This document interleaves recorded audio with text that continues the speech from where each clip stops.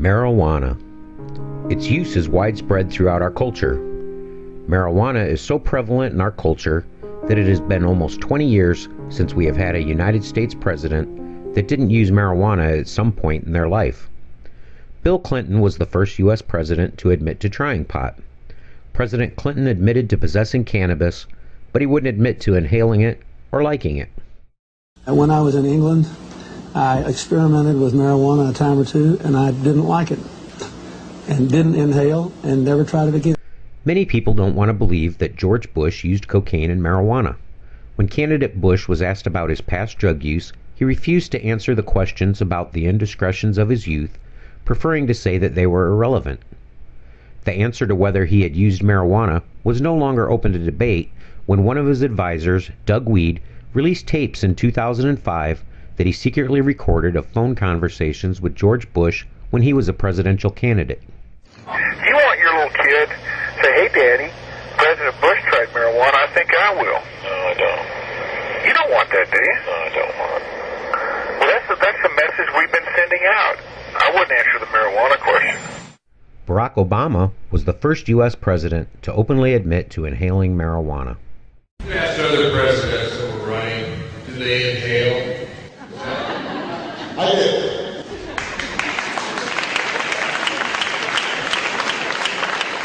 It's not something I'm proud of. Maybe it was a bit as a mistake as a young man, but, you know, I mean, I'm not going. I never understood that line. The point was to inhale. That was the point.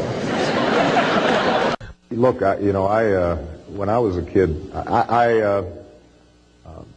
I inhaled frequently. That was the point. I have to ask this question. Remember, Senator, you are under oath. Did you inhale? Well, I was telling somebody asked this question. I said that was the point. Not only did Barack Obama admit to marijuana usage, he also wrote about positive drug experiences in his 1995 book, Dreams of My Father. I spent the last 2 years of high school in a daze, locking away the questions that life seemed insistent on posing. I kept playing basketball, attended classes sparingly, drank beer heavily, and tried drugs enthusiastically. I discovered that it didn't make any difference whether you smoked reefer in the white classmate's sparkling new van, or in the dorm room with some brother you'd met down at the gym, or on the beach with a couple of Hawaiian kids who had dropped out of school and now spent most of their time looking for an excuse to brawl. Nobody asked you whether your father was a fat cat executive who cheated on his wife, or some laid-off Joe who slapped you around whenever he bothered to come home. You might just be bored, or alone. Everybody was welcome into the club of disaffection. And if the high didn't solve whatever it was that was getting you down, it could at least help you laugh at the world's ongoing folly and see through all the hypocrisy and bullshit and cheap moralism. It is clear that the last 3 Americans that have risen to the status of President of the United States have committed the crime of possession and use of marijuana.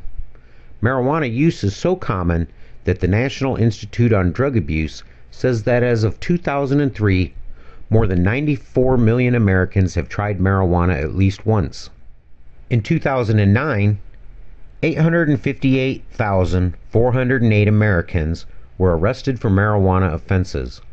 Not only do those arrested face imprisonment, they also face a criminal record that will remain with them for the rest of their lives and will be the basis of discrimination in housing, education, and employment. When filling out an application, the question is not, "Have you ever used marijuana?" The question is, "Did you get caught?"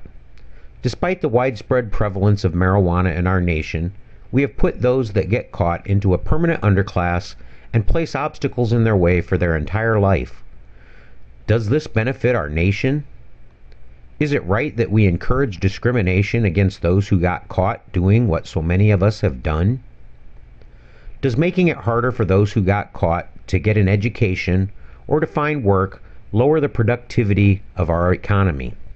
Ask yourself, if Bill Clinton, George Bush, or Barack Obama had been arrested and given a criminal record while they were committing their youthful indiscretions, would they have been able to move on with their lives and become President of the United States? My name is Chris, and I'm a pothead for life, even though I no longer smoke. I am a pothead for life because I have a criminal record for possession of cannabis.